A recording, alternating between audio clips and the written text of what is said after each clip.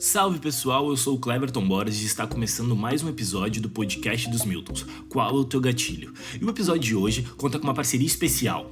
A convite da Think Olga, vamos debater sobre economia do cuidado. E esse tema surge como proposta do Laboratório de Inovação Social de Mulheres e Pandemia. A Lab é um espaço digital para investigação e comunicação sobre as crises desencadeadas e agravadas pela Covid-19 na vida das mulheres. A plataforma também propõe um mapeamento de ideias de soluções e inovação social para reduzir estes impactos. É um espaço para se falar sobre o problema e também fazer exercício de futuro sobre estas questões. Sendo assim, hoje vamos propor reflexões sobre um tema que está no centro dos problemas que as mulheres estão vivendo. Ainda mais nesse contexto, que é o trabalho do cuidado e o cuidado em si. Vamos falar sobre as masculinidades nesse contexto de sociedade onde mulheres ainda são a maioria em atividades de cuidado. E podemos englobar vários tipos de atividades, desde o cuidado do lar, de crianças, idosos e trabalho das empregadas domésticas, entre outros. Então, vou chamar os amigos que compõem a nossa roda de hoje. Eu sou o Bruno Teixeira, sou jornalista, tudo bem com vocês? Salve, salve, meu nome é Alisson, sou psicólogo, fotógrafo, também sou filho da Dona Jo, do seu Eloy, irmão do Christian. Meu nome é Kainan Nascimento, eu sou psicólogo, trabalho muito com compaixão e tento viver com compaixão também. Salve geral, aqui quem fala é Jefferson Matos. Eu sou um trabalhador, estudante e mais um sobrevivente aí. Bora trocar essa ideia. Oi, tudo bom? Eu sou Rafael Augusto, eu sou professor de inglês e também tradutor e DJ quando o mundo não está numa etapa muito pandêmica. Como eu disse antes, meu nome é Cleberton Borges e eu sou produtor audiovisual aqui em Porto Alegre. Agora eu convido o jornalista Bruno Teixeira para explicar um pouco mais do trabalho do coletivo Miltons Masculinidades Negras. E aí, Cleves, e aí, pessoal que está nos ouvindo, é um episódio, uma oportunidade sempre. Um episódio novo é sempre uma oportunidade para o pessoal conhecer o nosso grupo, então eu vou falar rapidamente, já que esse episódio em específico vai tratar de um tema muito voltado às mulheres, né? Nosso grupo é um grupo de Porto Alegre, Miltons Masculinidades Negras, que discute a masculinidade do homem negro, mas é importante a gente atentar para o fato de que muitas vezes esse campo da masculinidade ele tem sido tratado apenas como uma resposta à demanda de mulheres para que homens não sejam machistas, o que pode estratificar a experiência de masculinidades negras em homens heterossexuais e cisgênero, como nós, e também possibilitar uma exploração estritamente mercadológica do tema. Entendemos que é importante levar em consideração outras nuances, outras possibilidades de masculinidades que não as hegemônicas para que esse debate avance, como as experiências de homens negros LGBTQI+, dentro desse universo. Então a gente se reconhece, o nosso grupo, como um coletivo de homens cis e majoritariamente hétero e entendemos a importância e a necessidade de discutir as dimensões do cuidado e do afeto que não são exercidas por este padrão hegemônico e é um pouco disso que a gente vai trazer hoje nesse debate.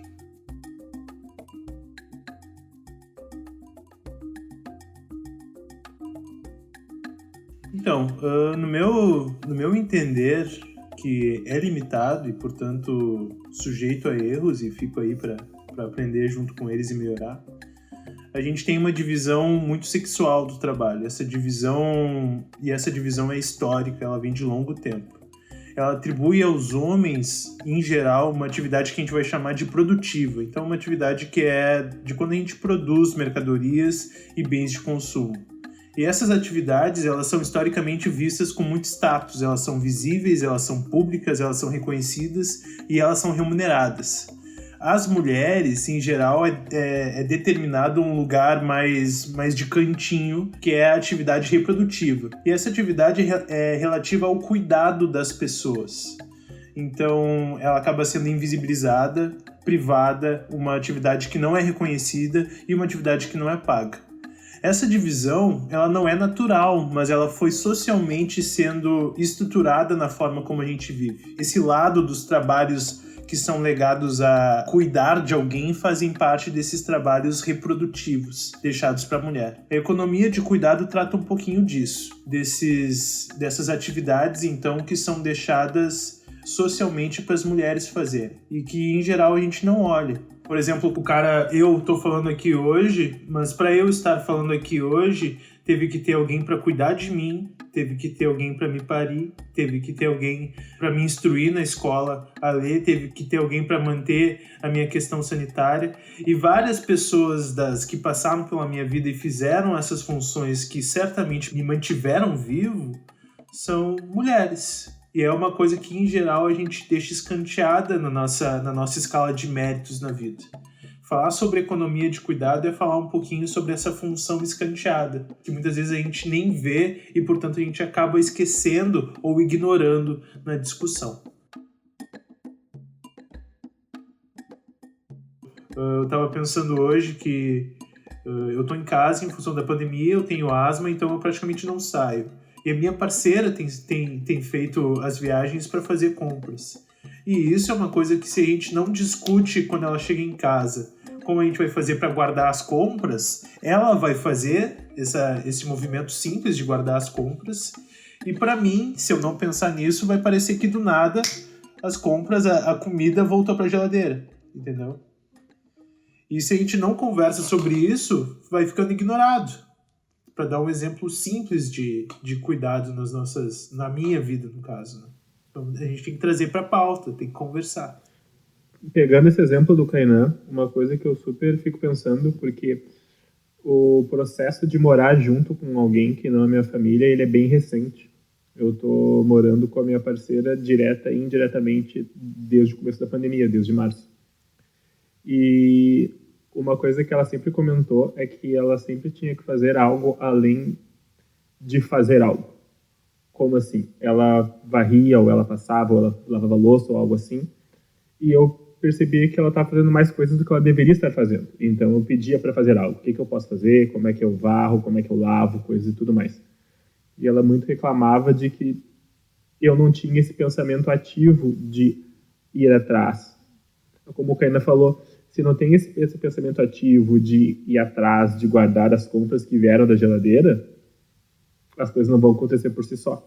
Então tem toda uma carga de, além da mulher ter que fazer as coisas, ela tem que ensinar ao homem as maneiras de querer que ele faça isso. E nem é uma questão de, eu gosto de um jeito A ou gosto de um jeito B. Na maioria das vezes, a gente só não aprende a fazer isso. A gente só não foi ensinado a fazer isso de uma forma que seja minimamente ok. Então tem essa segunda carga. Não basta, por exemplo, a parceira do Kainan ter que ir no mercado buscar e ter que subir as escadas e guardar as compras. Ela tem que dizer para o Kainan como guardar as compras, porque talvez a gente, enquanto homem, não tenha esse pensamento de como organizar essas coisas. Eu vejo isso como uma falta de autonomia, muitas vezes por parte dos homens, e aí a gente pode englobar também nosso caso, é que é bem isso, né? Não chegar e tomar a atitude de fazer algo, né? Esperar que alguém faça. Eu também, agora na situação, na pandemia, estou dividindo também o lar, além do Cleves, com a minha companheira, e tem muito isso também, né? De realmente pensar, eu vou tomar atitude, vou fazer isso antes que alguém peça para fazer. E aí, pensando não só nessa relação agora, porque a gente fala, né, numa relação romântica, digamos assim, eu moro com a minha parceira, ou namorada, enfim. Mas como era a relação também com as mulheres nas quais a gente se relacionou antes, mãe, avó, tia, e se também essas situações não se repetiam, né? E aí eu vou pegar um caso que aconteceu com a gente como grupo. Vocês devem lembrar daquele evento que a gente organizou, da primeira palestra da Catiúcia Ribeiro, lá no Africanamente, em que nós organizamos junto com a Latino Cares, que é um grupo de mulheres negras que estudam feminismo negro aqui em Porto Alegre, e trouxemos a Catiúcia, os dois grupos, organizamos, nós ajudamos na organização, mas na hora, no evento, em que se precisou pegar firme nas coisas de, digamos assim, né, varrer o chão, arrumar banco, arrumar o lugar todo, fazer essa tarefa de cuidado, nós não tivemos a atitude, nós não tivemos essa percepção de autonomia de chegar e, vou meter a mão nisso, naquilo, vou começar a arrumar também, né? Faltou muito isso. E aí depois foi uma questão que surgiu no grupo, porque veio, né, por parte das gurias, esse questionamento, né, de, os guris estavam lá de braço cruzado enquanto a gente estava mexendo em tudo. E a partir daí a gente começou a questionar um pouco, pensar mais sobre isso. Então tem muito essa questão de uma falta de autonomia que se reflete também na nossa vida depois de de homens adultos que muitas vezes não sabem fazer um arroz, não sabem passar uma camisa, não sabem fazer coisas que são para sua subsistência, né? Se tu largar a criatura sozinha, a criatura não faz nada, não sobrevive, praticamente, assim. Então, acho que tem que se pensar nisso também, né? Nessa coisa da autonomia, nesse exercício de pensar que essas tarefas de cuidado também, elas devem fazer parte das nossas atividades desde do crescimento, né? Sempre, assim.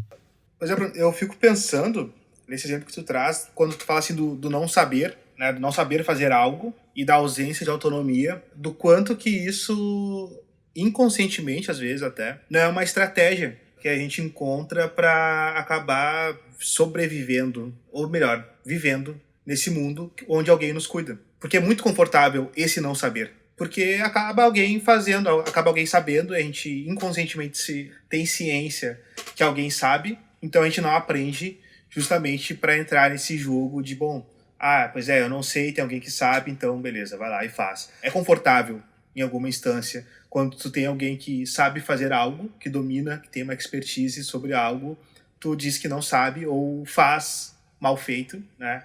Esperando que alguém vá lá e faça bem feito. Então, talvez exista uma dinâmica até inconsciente nesse processo do não saber, da não proatividade. Até porque, pensando nós enquanto Miltons, no África na Mente, lá, né, no espaço onde normalmente a gente faz atividades, eventos públicos, nós, enquanto Miltons, já promovemos N eventos onde não tinha mulheres e nós fizemos. Nós varremos, nós limpamos, nós, enfim, fomos proativos. Na ausência de alguém que, a priori, ou, né, entre aspas, tenha expertise, nós fomos os experts desse movimento. Então, eu fico me questionando até que ponto não tem uma dinâmica, enfim, né, que é mais confortável o não saber. Eu boto muita fé de que são estratégias que, de alguma forma, a gente acredita que vão prevenir, aliviar a dor, aproximar de bem-estar ou simplesmente manter num lugar habitual, né, confortável de alguma forma. E aí eu penso, por exemplo, em como a minha mãe, até recentemente, alguns anos para trás, foi contextualizada para mim, na minha cabeça, como se ela gostasse de fazer essas coisas. E recentemente eu venho percebendo que ela não curte fazer essas coisas. Ela não gosta. E talvez ela já estivesse dizendo antes isso, só que a minha cabeça ela não estava conseguindo encaixar isso, de tão invasiva que é essa percepção de que tem um lugar para prover, um lugar para cuidar, e de que já que meu pai era quem ganhava mais e provia, então era lugar da minha mãe cuidar dessa maneira. E isso acaba sendo repetido, porque se a gente não traz consciência, se a gente não questiona, se a gente não faz diferente, a gente acaba fazendo a mesma coisa. E daí, sendo uma estratégia para viver, sobreviver, sendo uma estratégia, ela pela função que for, ela acaba não fazendo isso muito bem, né? Porque se fizesse, a gente não precisaria estar aqui discutindo isso para repensar os problemas que ela traz. E ela traz muitos problemas, né? Hoje em dia eu faço muitas atividades com uma pessoa que me ajuda, e essa mulher que me ajuda, eu tenho que ficar me policiando para não deixá-la cuidar demais das funções mais estruturais, por exemplo, de grupos que fazemos juntos, porque ela é muito boa nisso. E como eu sei que eu não sou tão bom, a minha tendência é me esquivar. Então, de alguma maneira, a gente acaba repetindo essas coisas que não tem mais a função que a gente gostaria que tivessem, né? Eu tive bastante o impacto de geração na minha criação, porque eu fui criado pela minha avó. Então, essa economia do cuidado foi muito sempre a pendência dela. Ela sempre liderava essas coisas de limpar a casa, de ordenar quem ia fazer cada coisa, quem ia limpar cada cômodo, o que tu ia fazer naquela semana. E eu vi muito sempre dependente dela me dizer a fazer, tá ligado? Tipo, eu nunca tive a proatividade de pensar em deixar aquele lugar limpo. Isso, ou fazer uma comida ou um doce que eu gosto, sabe? Ela teve muito que ser a pessoa que me ordenava fazer essas paradas. E me morando agora com o Bruno, foi uma coisa que eu demorei a começar a ter esse start, de começar a fazer as minhas coisas, de limpar meu quarto, não, limpar meu quarto nem tanto, mas limpar a casa, lavar uma louça mais ativamente. Pensar nesses outros espaços que eu era ordenado a fazer, né? Tipo, que magicamente às vezes aparecia pronto, ou que é o simples fato, às vezes, tipo, faltou papel higiênico. Como é que eu não me liguei que ia faltar papel higiênico, né? Essa organização de pensar no que vai faltar e pensar em como manter uma casa minimamente em ordem, né? Tipo, eu sinto muito que eu sempre fui muito dependente, muito submisso a essas coisas por ela. Eu nunca tive a autonomia de pensar em fazer aquele espaço estar melhor pra gente, pra nós. Eu sempre fiz as coisas porque era ordenado. Tipo, a gente tinha as coisas muito divididas dentro da minha casa, mas muito da minha casa quando eu morava com a minha avó, mas muito pela essa liderança dela, né? Essa liderança com o cuidado do lar ali. Outra coisa que eu estava pensando é muito como era a relação com a minha mãe, com a minha avó e depois com a minha irmã. Porque, assim como a avó do Cleves, a minha avó tinha essa postura de querer fazer tudo. E esse querer em muitas aspas. Porque eu nunca soube e nunca vou saber se ela gostava de fazer ou se ela fazia porque estava já num hábito que foi investido a ela para que ela cuidasse da família como um todo, assim. E a minha mãe, ela, de certa forma, ela tem isso ainda, mas com o passar do tempo ela foi perdendo porque, como ela sofreu vários AVCs e vários infartos e vários derrames, isso foi minando um pouco a força dela de pegar uma vassoura para a casa toda, de passar um pano e coisas assim. E como ela foi relegando isso para os filhos, para mim e para minha irmã. Mas que, de certa forma, ainda assim eu tinha coisas que eu podia escolher fazer ou não. Que eu gosto mais, por exemplo, eu gosto muito de lavar louça. É a coisa que eu mais gosto de fazer na cozinha, por exemplo. Mas eu não gostava de secar nem de guardar a louça. Então a minha irmã, ela tinha que fazer. Ela não tinha opção de gostar ou não gostar disso. Então, e isso vai muito mais para outras questões. Por exemplo, eu tinha que limpar o box, porque eu gostava de limpar o box. Tomava banho, já limpava tudo. Mas eu não gostava de limpar o resto do banheiro. Então isso cabia para minha irmã. E mesmo nessa nossa percepção de eu estou fazendo algo porque eu gosto de fazer, porque eu quero fazer, ainda assim a gente nos é dada essa escolha de escolher fazer algo que a gente quer fazer. Tanto teu relato, do Cleves, o meu, acho que de todo mundo aparece muito isso que o Alisson e o Kainan disseram, que eu boto muita fé também, que é essa questão de um certo lugar de conforto e tal. Porque eu também sempre reproduzi muito esse discurso de tipo, minha mãe não me deixava fazer algumas coisas porque eu ia fazer, ela pegava e fazia. Mas sempre tem algo que a gente pode fazer, né? Tomar iniciativa. Mas era confortável não fazer, já que ela fazia e também tinha essa justificativa, né? De o quanto depois isso se reproduz nessas outras relações com outras mulheres e que às vezes acaba se procurando até essa reprodução dessa, entre aspas, figura materna que vai fazer tudo por ti e tudo mais, né? Que aí pode debater tudo isso.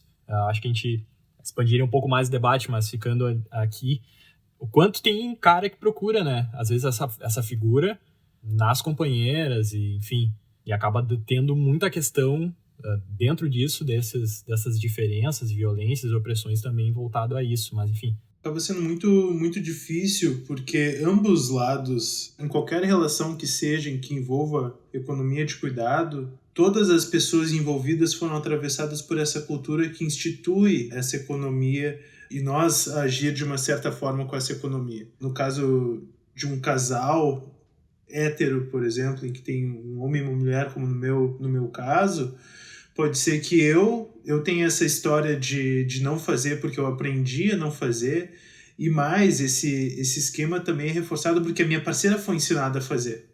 Então não só ela tem a tendência a fazer, como eu tenho a tendência a não fazer. E os dois têm que fazer um esforço conjunto de sair desse local de conforto. Tem que ter uma escolha disso e uma sustentação, porque senão tu fica no mesmo local. Se tu não sabe o que está faltando em casa, alguém tem que saber para comprar. Se tu não sabe, alguém tem que saber para comprar. Se tu não sabe quando termina papel higiênico, alguém tem que saber quando termina para poder fazer a compra. E é uma coisa muito básica, e essa economia é sobre isso, né? Sobre coisas básicas para sustentar vida. Coisas que a gente acha que a gente toma como se fosse qualquer coisa, e não, alguém está ali ralando para fazer isso acontecer. Né? Esse esforço, ele acaba reforçando os locais de poder que já tem. Porque é uma sobrecarga gigante. Tu tem que trabalhar, por exemplo, tu querer fazer algo dentro daquele trabalho que a gente considera produtivo, de gerar bens ou serviços, e ainda assim tem que fazer um trabalho reprodutivo também, de manter o cuidado. Então imagina como é que fica a qualidade de vida dessa pessoa. Sim, como já foi comentado, e puxando da fala do Kainan, Se alguém tem que saber, eu, agora Jefferson Matos falando aqui, me pego numa posição totalmente contrária do que já foi dito, que agora eu sou o cara que de certa forma provém, pois eu peguei a guarda do meu irmão recentemente.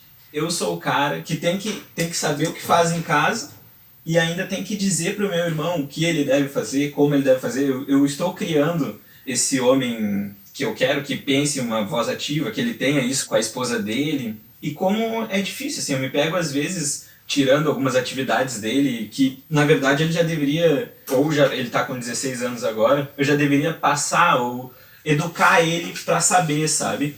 Já introduzindo ele na cozinha, talvez, mas me pego com medo de deixar ele cozinhar, porque eu sei fazer melhor a cozinha, entende? Eu cozinho melhor, mas eu já tenho que introduzir isso nele. Então, a minha relação com a cultura do cuidado, no momento, está sendo essa de questão... Eu estou criando um homem diferenciado, sabe? Que eu gostaria que seja diferenciado, que seja mais atento, que tenha a voz ativa para isso.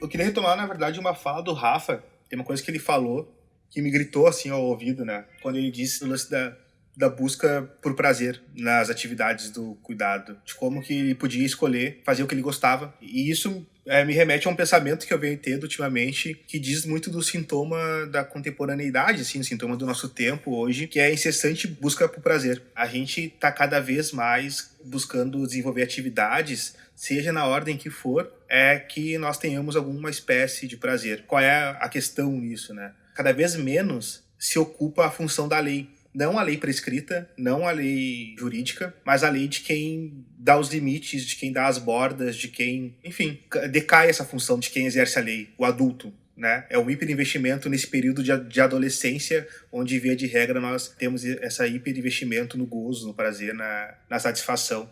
E nós somos resultados dessa geração em alguma instância. E aí, somado aos fatores que a gente sabe, da heterossexualidade, da cisgeneridade, enfim, todas essas coisas que nos colocam num lugar de poder gozar disso, isso reforça esse lugar que nós ocupamos hoje, ter um pouco menos de contato, de relação de trabalho, onde não tenhamos prazer. A gente está sempre buscando, né, nossas atividades, tudo que a gente tenta fazer é buscando essa satisfação. E às vezes o contrato social, estar em sociedade, estar com outros, implica também em fazer coisas que nós não gostamos. Então, de novo, só reforçando talvez um dos porquês nossos em não ocupar o lugar do cuidado. Porque cuidado implica em responsabilidade. Cuidado implica em você pensar no outro. E nesse tempo de hiperinvestimento em si, pensar no outro não é uma prioridade, né? Ouvindo o Alisson, o que vem à minha cabeça é sobre como quando a gente tá bem, de alguma forma, a gente se torna livre até para fazer as coisas que a gente não tá tão afim, porque estão alinhadas com alguma intenção nossa mais profunda, né? Pensando nessa nossa intenção de cuidado, ou seja, de promover proximidade das pessoas que amamos e de honrar as pessoas que amamos, aproximando-as de circunstâncias de bem-estar, eu acho que às vezes é a gente poder escolher sustentar essas conversas e sustentar essas mudanças de comportamento, né? Às vezes pode ser para uma pessoa que não é que nem o Rafão, que adora lavar louça, poder escolher, não, eu vou sustentar lavar louça e eu não vou pedir para ajudar a lavar a louça, eu vou dizer, eu quero ajudar e eu estou pensando em lavar a louça. Pode ser? Como que eu posso ajudar mais? Eu não sei muito nisso, mas quero começar, me deixa ajudar. Enfim, ir construindo cada um ao seu jeito essas formas de cuidado na seara doméstica, né? Mas acho que para além disso a gente pode pensar também em como é que funcionam essas relações no trabalho. Porque eu, por exemplo, consigo me ver sendo cuidado até mesmo no trabalho, tá ligado? De que a gente aprende isso talvez num primeiro momento em casa, mas que esse padrão ele vai se replicando, né? E quando a gente vê, a gente está repetindo ele em outros lugares, com outras pessoas, e machucando elas, ou privando elas, e nos machucando também, né? Porque acaba que a gente deixa de ser tudo o que a gente poderia ser, e de honrar todas essas pessoas que nos cuidaram, que vão nos cuidar. A gente deixa de ter a capacidade de cuidar também, conforme o que o Rafa falou, que gosta de ofertar cuidado de uma certa maneira, né? Pois é que eu não sei, em algum momento da tua fala me saltou outra questão. Em algum momento tu falou assim da intenção, da intencionalidade. E eu acho que isso é algo muito, muito importante, muito caro, assim, que é óbvio. Quando a gente começa a ter um investimento subjetivo maior em nós mesmos, isso, na minha leitura, pode indicar algo importante a ser dito, que acho que não sei se foi dito aqui ainda, mas que é a dimensão da materialidade. Assim. Eu acho que a materialidade e a subjetividade, elas têm que ser conjugadas nessa conversa. A gente só pode ter eu acho, a minha visão pelo menos, que a gente só consegue chegar ao investimento subjetivo se a materialidade nos permite, não é? Então, tipo, nós aqui conversando, nós aqui hoje, né? Nós 6 conversando aqui hoje, a gente consegue fazer isso, entre outras coisas, porque a materialidade nos permite isso. Nós temos condições mínimas para fazer essa conversa. Acho que isso é algo importante a ser falado.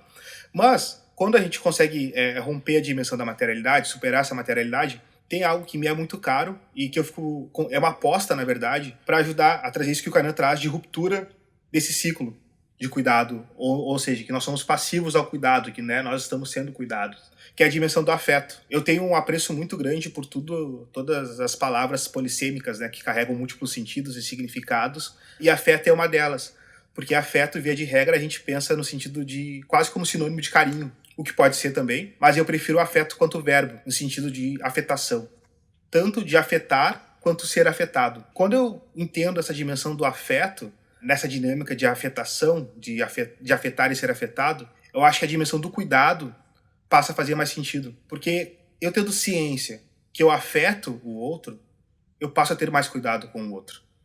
Eu tendo ciência que as minhas ações implicam diretamente nas pessoas que estão próximas a mim, o cuidado passa a ser quase que sinônimo das minhas ações.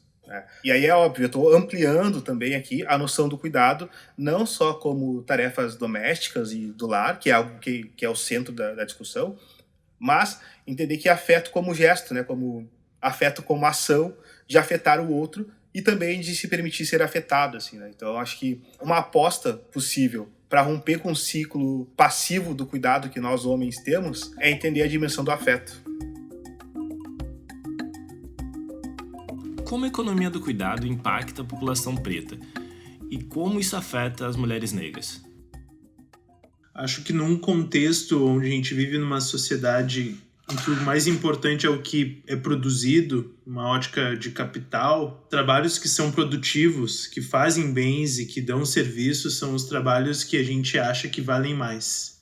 Sendo esses os trabalhos que valem mais, os corpos negros acabam sendo desumanizados e deixados com os trabalhos que têm mais a ver com o cuidado, com as questões básicas que sustentam essas partes mais altas da pirâmide. Então, quanto mais baixo a gente vai olhando para a população negra, e quando falo baixo, eu estou me referindo à posição nessa pirâmide social que é construída, a gente vai olhar a mulher negra, a gente vai ver que é a grande porta de entrada para o mercado de trabalho de uma mulher negra, em geral, estatisticamente, é o trabalho com serviços gerais, com limpeza, como doméstica. E nisso a gente está falando de economia de cuidado. Não há nada de errado em uma pessoa trabalhar com limpeza.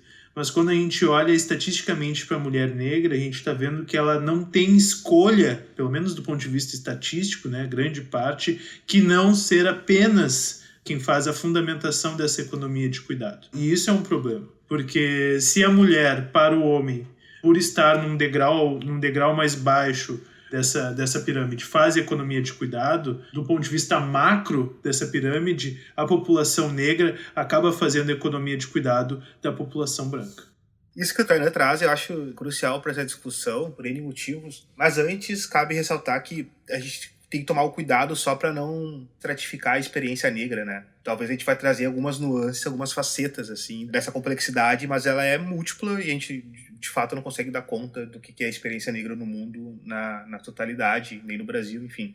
Mas trazendo especificamente isso da dimensão do trabalho de mulheres negras, de muitas das mulheres negras, em relação ao papel doméstico, é o que a gente possivelmente já vivenciou nossos núcleos familiares e já escutou N relatos, que é dessas duplas ou até triplas jornadas de trabalho, Porque o papel atribuído à mulher também é do cuidado. Então, além da lógica de mercado absorver essa dimensão do cuidado, ou seja, exercer funções de cuidado no trabalho, em casa, normalmente essa mulher também acaba cuidando do lar, cuidando, enfim, da família, né? Enquanto ao homem cabe chegar em casa e, bom, descansar. Essa dimensão da dupla jornada de trabalho, e aí considerando a população preta, que tem normalmente os piores cargos de trabalho, esses trabalhos mais sucateados, isso é ainda mais intensificado. Boto fé. Tem uma coisa dentro disso que me chama muito a atenção também, mas aí é como o Alisson disse, a gente não pode trazer isso como uma totalidade da experiência preta, digamos, no Brasil ou no mundo, mas de coisas que eu observei durante a vida que, em relação a isso, assim, eu faço até um link com todo o mecanismo que foi feito na escravidão e depois, mas das diferenciações dos lugares para onde homens negros, mulheres negras vão trabalhar e o quanto isso segue sendo fomentado na sociedade, assim. Pegando minha vida escolar, em que eu estudei quase toda em escola pública, estudei alguns anos em escola particular, mas a maioria em escola pública, o número de homens negros que foram chegando ao final das etapas, ensino fundamental, ensino médio, até entrar no ensino superior, foi diminuindo consideravelmente em relação ao número de mulheres negras, dos quais eu tinha como pares aqui em Porto Alegre, no Rio Grande do Sul. Estou falando dessa realidade aqui na qual eu observei. Em contrapartida, eu tive muito colega, muito amigo preto que desde muito cedo já trabalhava em obra, largava o colégio para trabalhar porque o papel dele como homem seria esse de prover esse sustento financeiro, né? Enquanto as gurias muitas vezes estavam mais ligadas a essa questão do trabalho doméstico, né? Muitas já trabalhavam, estudavam também, faziam essa dupla, tripla jornada, como o Alisson disse, enquanto os caras já estavam lá, obras, supermercado, muita coisa assim desde muito cedo. E aí é aquela coisa, né, me remete muito à imagem, né, do trabalho da mulher na cozinha, da casa grande, do homem em outras partes, né? E aí isso foi observando, assim, no ensino médio eu me formei, eu e mais outros 2 caras pretos, assim, numa turma. E mais também um número aproximado de mulheres negras, umas 4 talvez, também não muito diferente, poucos. Mas isso eu sempre tive essa relação, assim, de ver muitos caras saindo desde cedo do trabalho e o quanto isso também vai criando uma noção de que cuidado é tu colocar a comida na mesa e isso, né? Em contrapartida também com esse lance de já que eu trabalhei, já que eu estava lá provendo todo esse sustento, que eu fiz isso, eu chego em casa e eu tenho que descansar, né? Eu tenho que cumprir meus papéis como um homem negro, do que é esperado, e ponto. Tem aquele filme Fences, que é filme muito forte, que tem muita questão, e tem uma cena do Denzel, uma cena interpretada pelo Denzel, que pra mim resume muito isso, assim, que ele fala sobre várias coisas. A companheira dele, interpretada pela personagem da Viola, ela questiona ele sobre sair, beber e tudo mais, e aí ele diz que que ela não tem que perturbar ele porque ele já cumpriu todas as funções dele. Ele trabalhou não sei quantas horas por dia, sei lá, 10 horas numa jornada, ele trouxe comida para casa e toda noite ele sobe em cima dela e, tipo, ele desempenha, né, tipo assim, uma grande transa muito, assim. Ele tá cumprindo, digamos assim, todas as funções desse estereótipo do que um homem negro deve ser e do que é exigido de alguma forma, né? E ela olha ele assim com um olhar de tipo assim, não é disso que né, a questão não é essa, mas enfim, o quanto que pode existir uma noção de cuidado que está desvinculada a isso, né, que não está voltada para isso justamente por causa desses papéis, assim. Essa fala do Bruno, pensando na dimensão escolar, por exemplo, e a dimensão do cuidado, se a gente pensar que a maioria, ou boa parte da ocupação universitária negra também se dá com atividades que têm a ver com cuidado. A gente vê uma expressão negra muito grande em cursos da saúde, como enfermagem, psicologia, serviço social, cursos de educação, que tem a licenciatura. Então, como que essa prática do cuidado nos atravessa de N maneiras e vai se propagando para além da vida. Ao passo que eu lembro, tem uma questão que eu acho que é importante pensar a relação preta e atravessamento de classe aí também. Uma época eu dava aula de informática, aqui onde eu moro, em Viamão, para uma molecada, assim. Por semana passava por mim quase 200 crianças e tal. E aí tu observava muitas coisas, assim, muitas dinâmicas, assim. Uma cena que me chamou muita atenção na época foi aquela coisa bem clássica, assim, né, que a gente absorvia as crianças do turno inverso à escola. E então a mãe saía para trabalhar E a gente cuidava das crianças ali num turno, e no outro turno a criança ia para a escola curricular normal. E aí tu via umas crianças, tipo, sei lá, 7 anos, exercendo um papel de cuidado com uma criança de 5, um irmão de 5 anos. Sabe? Então, do quão presente, quanto já está presente essa lógica na vida dessas crianças, a maioria meninas, né? Então, eram coisas surreais, assim. As crianças quase do mesmo tamanho, e aí a criança de 5 anos chorando, a criança de 7 anos pegando a irmã de 5 anos no colo para exercer o cuidado. Então, tipo, do quão presente quanto isso vai se perpetuando ao longo da nossa vida, né? Então, ouvindo o Alisson falar, a primeira coisa que me vem à cabeça é um episódio daquela série do Netflix Explicando. Tem um episódio dessa série em que eles falam da questão do racismo ligado a imóveis nos Estados Unidos. E uma das coisas que eles falam que impede o crescimento econômico da população negra é justamente o fato de que quando a população negra consegue chegar no ensino superior e tem, em teoria, uma afluência maior, o que as pessoas, pelo menos estatisticamente, fazem mais é voltar e ajudar os seus antigos a se estabelecer melhor.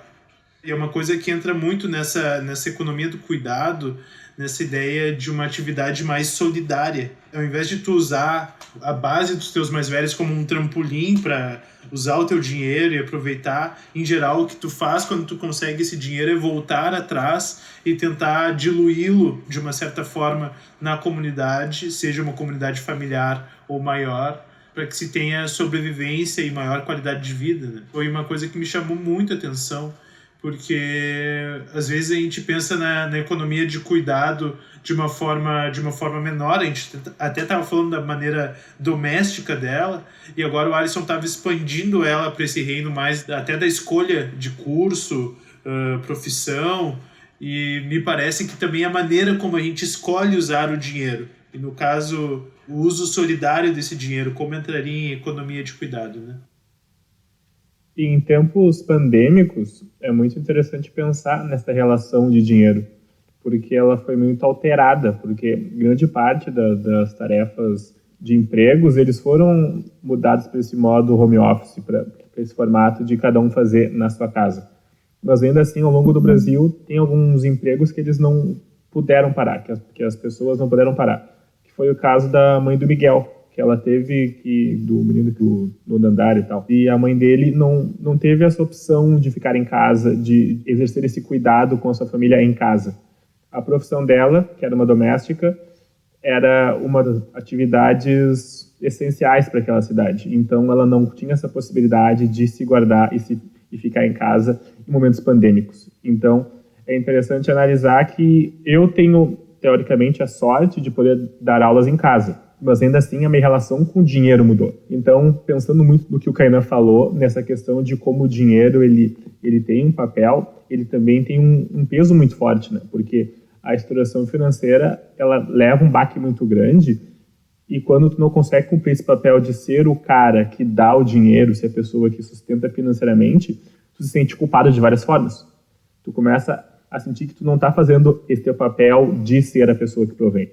Em vários lugares teve, né, de botar, assim, desse coloca, não coloca, domésticas, enfim. Mas se a gente for analisar, né, muitas das funções que são tidas como essenciais tem muita gente preta trabalhando, né, seja nos serviços de limpeza urbana, nesses serviços domésticos, na área da saúde, são atividades que tem muita gente preta trabalhando.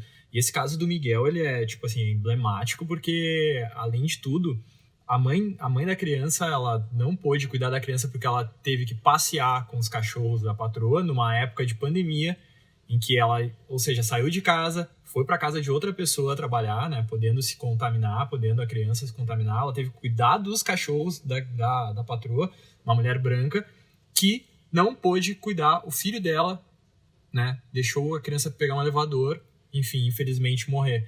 Então é um caso emblemático, né? Porque é uma pergunta, né? Quem cuida é de quem cuida. Enfim, ela teve que se colocar em risco e teve que deixar de cuidar o filho para cuidar dos cães da patroa. Então, a gente fica falando em muitos momentos sobre dinheiro, né? E acho que é uma coisa que a gente olha en passant, assim, nas nossas conversas e é central para a economia de cuidado. À medida que a mulher é configurada pela sociedade e a mulher negra ainda mais para fazer esses trabalhos que não são reconhecidos e muitas vezes não são remunerados, o homem muitas vezes vem junto com esse fantasma de produzir e de prover. E acaba ficando que, pelo menos no meu imaginário, muitas vezes isso vem como: essa é a forma de eu cuidar. Eu trabalhei, então essa é a forma de eu dar cuidado. Isso pode ser muito prejudicial, porque acaba que a gente esquece que para a gente produzir, seja lá o que for o nosso trabalho, a gente tem outras formas de trabalho que ou a gente faz ou alguém faz para a gente, que são esses trabalhos dessa economia de cuidado, né?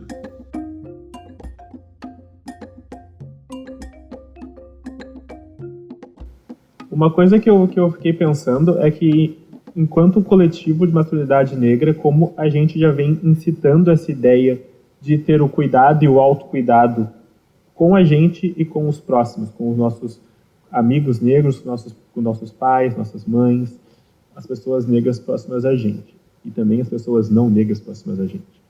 E eu acho muito interessante que a gente já é muito versado em tomar cuidado com o outro, porque uma coisa que eu sempre lembro é que à medida que o grupo foi surgindo e foi se estabelecendo e foi se tornando algo muito mais concreto na minha vida, na vida dos outros, a gente começou a se abraçar publicamente.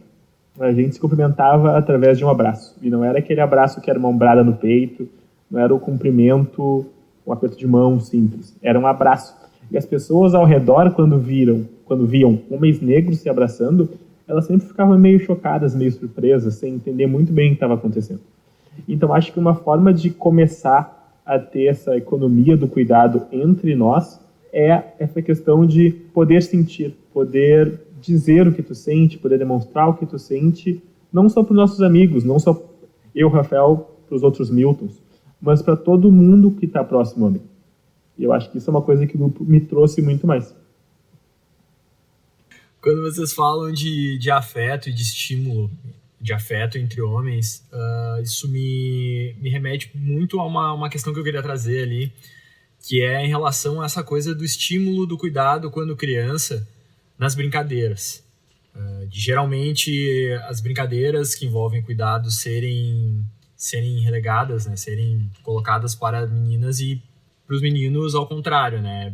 Tipo, é brincadeira de lutinha, enfim, coisas do tipo, assim, enquanto, tipo, guria brinca com panela, né, tipo, pra aprender a fazer comida, brinca de cuidar de bebê, são as coisas que são um pouco estimuladas, assim. E aí, o quanto isso também não colabora para essa diferenciação depois das tarefas e também para colocar como se o trabalho do cuidado fosse uma coisa ligada somente às mulheres. Eu estava pensando no que vocês falaram, começando pelo que o Rafão trouxe em relação a como a gente aprendeu a se abraçar, ter afeto publicamente, demonstrar afeto publicamente um pelo outro. Para mim, cuidado é um exercício de atenção. Tanto que quando alguém pede pra gente, por exemplo, para cuidar do arroz, o que ela está pedindo é que a gente preste atenção nos processos do arroz para que a gente possa controlar esses processos da forma mais adequada, colocar mais água, aumentar o fogo, diminuir o fogo, desligar, enfim, colocar a tampa da panela, seja lá como for, temperar. Então, o cuidado para mim é um processo de atenção. Exercer mais cuidado, então, é a gente ter um processo de atenção que é um pouco mais preciso e um pouco mais vivo, um pouco mais curioso do que o que a gente geralmente faz. É a gente poder estar nos espaços, seja lá quais forem eles, e a gente conseguir se perguntar, ok, por que aqui as coisas são assim? Por que eu estou pensando de tal forma? O que está passando para mim de tal maneira? Porque, às vezes, a gente vai se deparar com formas de pensar e formas de agir que não são bem o que a gente gostaria, e que se a gente quiser, de fato, exercer mais cuidado, esse cuidado de base que é legado a outras pessoas, em geral a mulheres, para que a gente possa ter a liberdade de lembrar da nossa intenção e exercer esse cuidado quando fizer sentido para nós. Mas para isso, a gente tem que ter atenção. A gente tem que colocar em questão o que rola. Uma coisa que o Bruno falou, e que só um breve comentário, é que da questão das nossas brincadeiras, né? E aí o Kainan foi falando da dimensão do cuidado, enfim. A primeira coisa da parte que o Kainan trouxe é talvez pensar justamente no cuidado como atenção, de fato, mas também como algo a ser aperfeiçoado. O cuidado ele vai se refinando ao passar do tempo. É quase como um trato fino, assim, quanto mais você vai praticando o cuidado, mais sensível, mais delicado o seu cuidado é, né? Por que eu falo isso? Aí retomando lá o que o Bruno trouxe das nossas brincadeiras e tal. Via de regra, as experiências de sociabilidade de meninos negros, heterossexuais, envolve, entre outras coisas, justamente reforçar esse lugar de uma masculinidade heterossexual, ou seja, que é de uma certa dureza, de uma certa brutalidade, de uma certa, enfim, né, algo um pouco mais engessado, assim, é uma experiência bem limitadora. E é algo que quase destoa de tudo que a gente vem falando sobre noção de cuidado. Então, em alguma instância, o quanto que dessa experiência de masculinidade tão limitadora, entre outras coisas, não limita nossas noções e possibilidades de cuidado, de exercer cuidado. E aí eu falo de um lugar bem, bem particular, né, que é de como que eu fui me percebendo ao longo do tempo, enquanto homem. Porque até eu me pensar enquanto sujeito, até eu me colocar, até eu fazer esse investimento subjetivo em mim, digamos assim, né, eu era como a música do Paulinho da Viola, né, não sou eu quem me navega é o mar, né, e é esse mar que eu acabei de falar, da heterossexualidade e da constante necessidade de reforçar essa masculinidade tão limitadora. Então eu ia nessa levada da maré, né? E aí quando eu passei a fazer o investimento subjetivo, quando eu passei a me pensar enquanto sujeito, foi a possibilidade de eu tomar um pouco mais de controle do leme, né? E poder fazer a navegação um pouco mais fluida assim, da minha vida. E é essa dimensão talvez que seja tão cara e tão delicada para nós enquanto sujeitos negros, assim, que é tomar justamente o leme da nossa vida, de romper esses inúmeros ciclos de uma experiência limitadora de masculinidade, de uma experiência que nos encaixota enquanto homens, que veda inúmeras possibilidades, inclusive a do cuidado, assim, né? Então acho que enfim, foi isso que me veio a partir das falas de vocês. Bom, pessoal, chegamos ao fim de mais um episódio do podcast dos Miltons, Qual é o Teu Gatilho? Lembramos que este conteúdo é parte do Laboratório de Inovação Social de Mulheres e Pandemia da Think Olga e também está disponível na plataforma da Lab. Basta acessar o endereço lab.thinkolga.com para conferir. Tem muito conteúdo interessante e importante lá, vale muito a pena conferir. Não deixe também de nos seguir nas nossas redes sociais e agregadores de podcast. Nós voltamos em breve. Até mais!